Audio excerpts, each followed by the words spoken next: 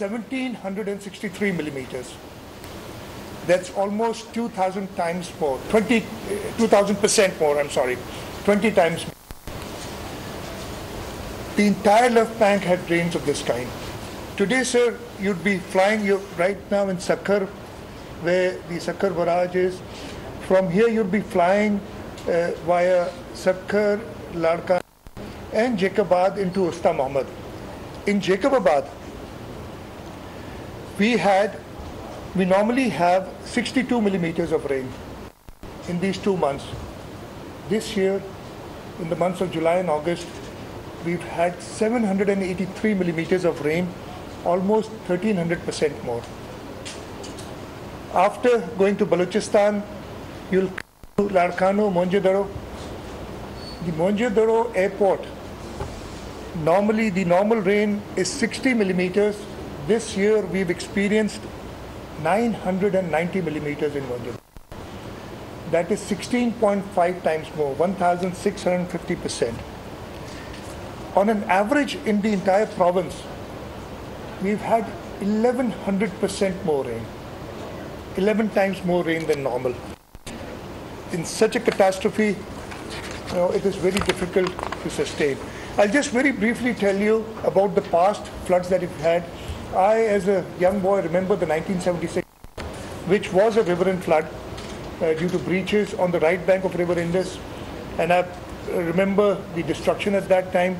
More recently, we had the 2010 floods, which was a breach right here in the Indus River on the right side, and this entire right pocket was flooded till this lake, Manchur Lake, and I saw you asking a question about Manchur, and I'll tell you very briefly about it.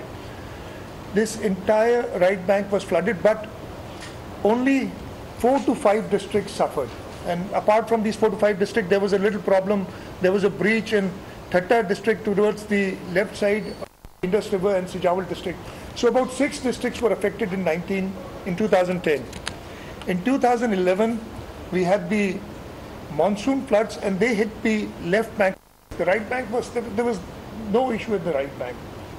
And about 6 districts of the left bank were affected in 2011. Similarly, 2020, mostly the floods was on the left bank, and 6 districts were affected due to monsoons. We had a little problem in Kambar Shadadpur because of the rains in the Kirthar range, and the water did come into part of Kambar Shadadpur district in 2020. But Mr. Secretary General, 2022 is beyond belief. 24 districts have been hit. There's water in 24 districts of the province, out of a total of 30. The 6 districts of Karachi, which we have not declared as calamity hit, also experienced, and I'll just tell you the numbers for Karachi. The normal rain in Karachi is 100 millimeters, and this year we got 1,185 millimeters, so almost 11 times the rain in Karachi also. The Karachi infrastructure is in shambles because of the plain. We managed to take out the flood water in 6 of the 7 districts. One district which is more rural of nature is we still have water in the district of Malir. The loss, almost 600 people have died. We have a count of 590 till now, but almost, I'd say this will be even higher. Almost 10,000 people injured, and most of these, both the death and the injuries, are children. We estimate that about 12 million people, we have a population of more than 50 million in the province of Sindh. We estimate that at least 12 million people have been displaced from their houses, or they're stranded. Even if they're in their houses, they're totally stranded, they are in islands. In terms of loss of property, we've got 3 million, as per the 2017 census, we had 3 million kacha or adobe houses, and these could not withstand the rain that fell from the skies. We fear that all these 3 million houses have been damaged beyond repair. Even if they're standing, they're not good to live in, because if somebody goes and lives in that house now, they would definitely suffer. Livestock we have a large livestock population in the province. We fear we don't have a complete count now because of the water. We are right now in the rescue and relief stage, but we fear that not less than 500,000 cattle heads. Crop damage, we've got a little more idea because through satellite imagery and all, we estimate that 3.5 million acres of land has been inundated, or farmland has gone underwater. Our entire cotton crop, which is on almost 1.5 million acres, is gone. We estimate the cost of this to be about 2.5 billion. You must have seen the trees while you were landing at the Sakkar airport. Our Khairpur district and Sakkar district are famous for dates. The entire dates crop has gone. And so are other crops. We estimate about rice. 75% of the rice is gone. About 30% of sugarcane is gone. The total estimate that we have currently is about 350 billion worth of crop damage. So in terms of damages, as I said, 350 billion rupees of crop damage. The houses, the 3 million houses that have gone, if you put a very conservative number of 300,000 rupees per house, 900 billion rupees. The cattle, the estimate of 500,000 at 100,000 rupees per head, per animal, it's 50 billion rupees. So these are the losses of the personal losses to people. What we want immediately right now, I'll just go straight to what we need.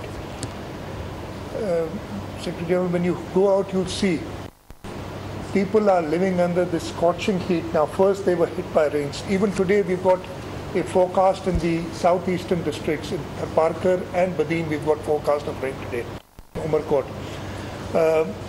First they were under these torrential rains. Now they are in this scorching sun. We've tried to arrange tents. We've tapped every source in the country. We've got some relief from friendly countries. The civil administration, the provincial government, the federal government, the armed forces, all of us are working together.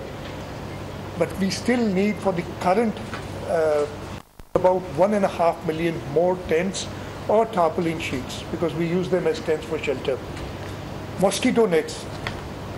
We've tried, the Prime Minister was kind enough, we promised 1.5 million tents, and the NDMA is distributing those. And we've sourced another almost 2 million tents of our own. But despite that, right now we are short of 2 million mosquito nets. We are short of 2 million mosquito nets. The animals are dying because of mosquito bites. We need at least 1 million animal mosquito nets. Rations, we are arranging ourselves. World Food Program has helped us tremendously. I remember the 2010 flood and the relief that came from the World Food Program was commendable. We need similar efforts this year.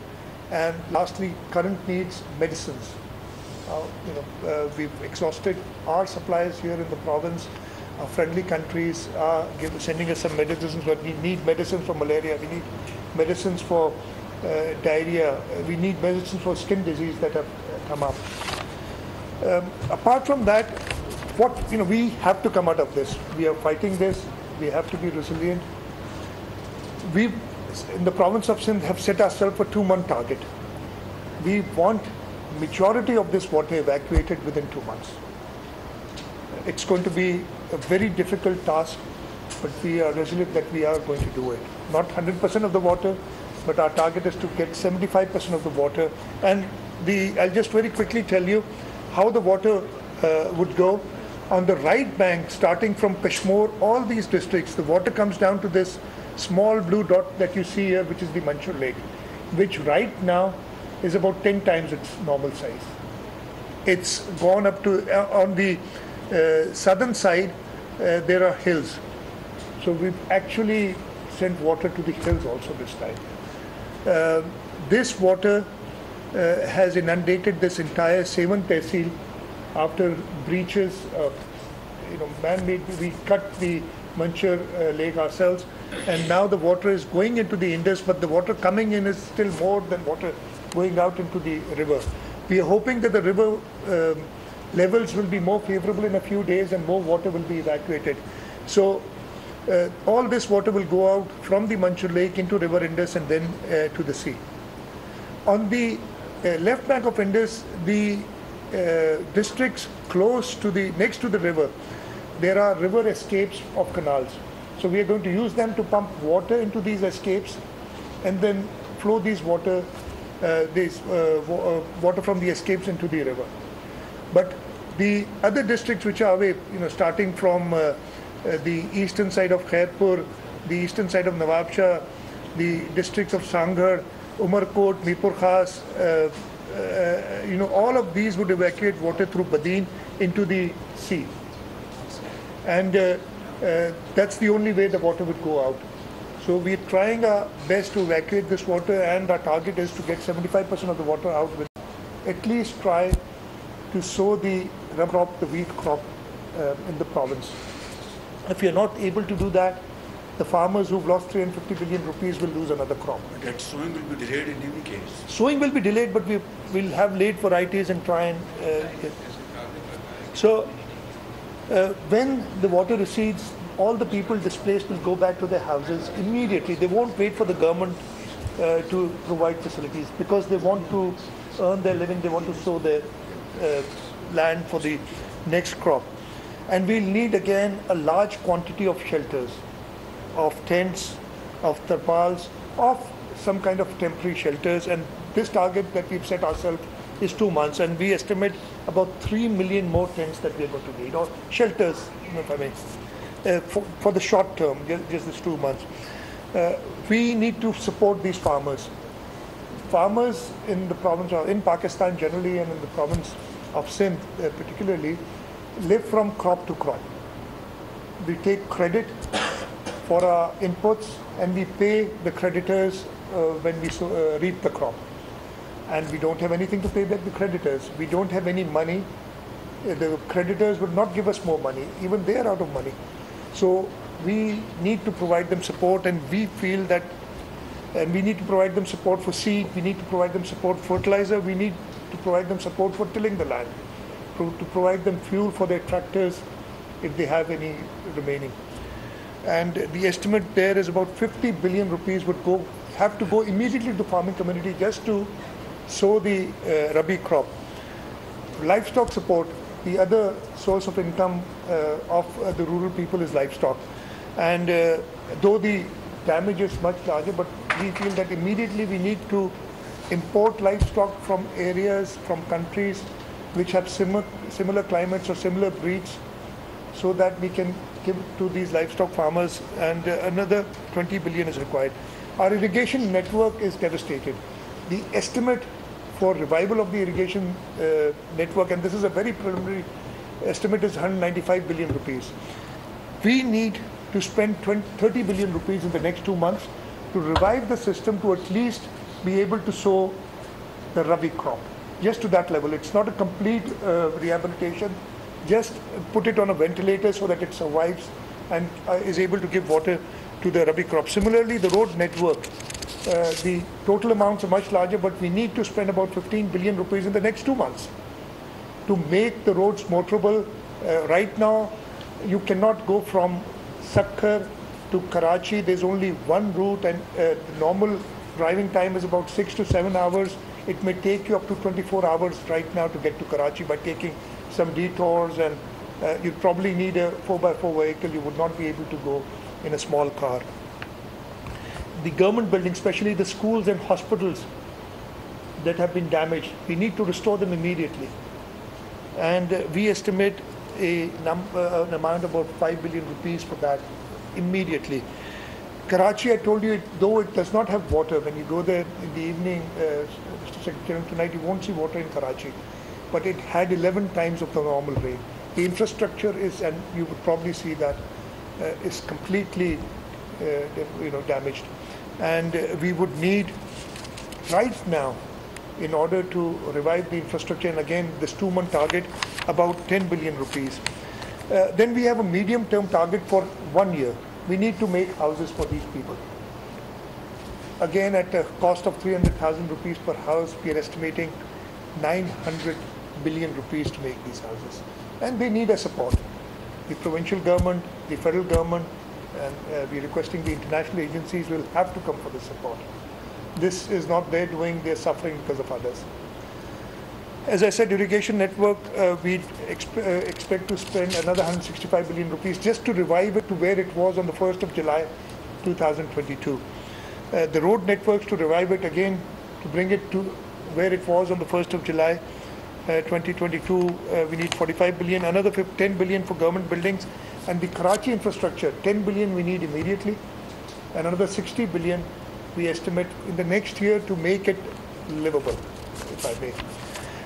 And I'll just try and end quickly. Ultimately, we need to upgrade our irrigation and drainage infrastructure. We cannot withstand these. We were not built for 10 times the rain. I don't think we'll be able to build the infrastructure for 10 times the rain, but at least we can endeavor to drain out the water quicker than what it takes now. This is a very rough estimate. We need ₹1 trillion to upgrade the irrigation infrastructure, raise the dikes. The flood protection bund, which protects us from the hill torrents, was breached at 5 or 6 places, and we raised it after 2010 by 5 feet or 6 feet, but it breached at 6 places. So we need to strengthen that. The river dikes need to be strengthened. This year we did not have. We had just a heavy flood, not a super flood. We had 600,000 cusecs at Guddu Barrage roughly. We've experienced up to 1.1 million cusecs. The average flow at Guddu Barrage is about 400,000 cusecs. The way the environment, the way the nature is hitting back at us, if we get 10 times the 10 times the flows in the river, that's about 4 million cusecs of water. Now, I hope that be doomsday. But this is what the nature is doing, and it's doing because of no fault of ours. And lastly, the urban infrastructure. We feel that the cities of Karachi, Hyderabad, Sakkar, in order that we do proper drainage works there, another ₹1 trillion are required. In terms of US dollars, this entire plan would be about $16 billion is what we estimate. When you fly towards Jacobabad and then go to Balochistan and come back to Mohenjo-daro, you'll see part of the disaster. You'll see water has receded because you're going towards the northernmost districts of the province. The water is receding from here and going southwards. There was more water here about a week back. As you go down, you'll see, lots more water. So the disastrous effect of climate change on Pakistan are entirely disproportionate to our contribution to the problem. We add, and I know I'm preaching to the choir here. I've heard you yesterday. We add negligible amount to world's greenhouse gas emissions, yet we bear the brunt of the devastating effects. It's only fair that we look to the world in the wake of the disaster that has befallen us. While I humbly phrase this as an appeal, it is in fact what we are owed by the developed world. Pakistan needs help. This battle cannot be ours alone. We look towards you, Mr. Secretary General, to help bring the world to us. Today, we look to you to help us to provide relief. Tomorrow, we need to rebuild. We look towards you to help us build structures that adapt to this climate change. We hope to build homes that allow the residents to live without fear of being washed away, and infrastructure that can withstand the fury of melting glaciers, torrential rains, and raging rivers.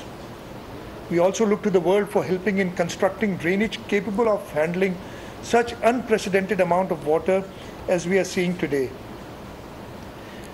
We need to make international laws that restrict and prohibit developed countries from pursuing policies which result in catastrophic consequences for the less developed. We need to promote a green agenda and a resilient policy. We look towards you, Mr. Secretary General, and the rest of the United Nations to ensure that no other country suffers the way Pakistan is suffering today. Thank you very much.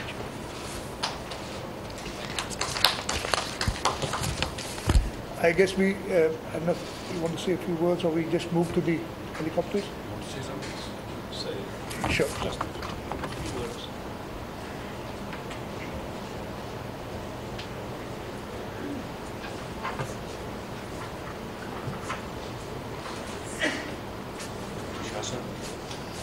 Honorable Prime Minister, Honorable Chief Minister, Excellencies, ladies and gentlemen, all protocol observed.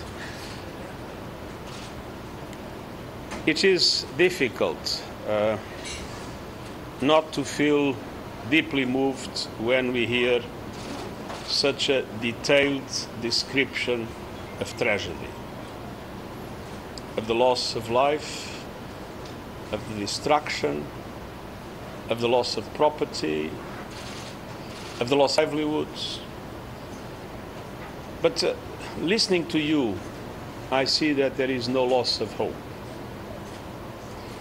But that hope to materialize needs the international community to recognize three basic facts.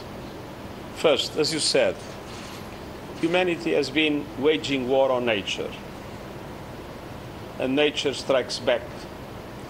But nature strikes back in sins, but it was not sin that has made the emissions of greenhouse gases that have accelerated climate change so dramatically.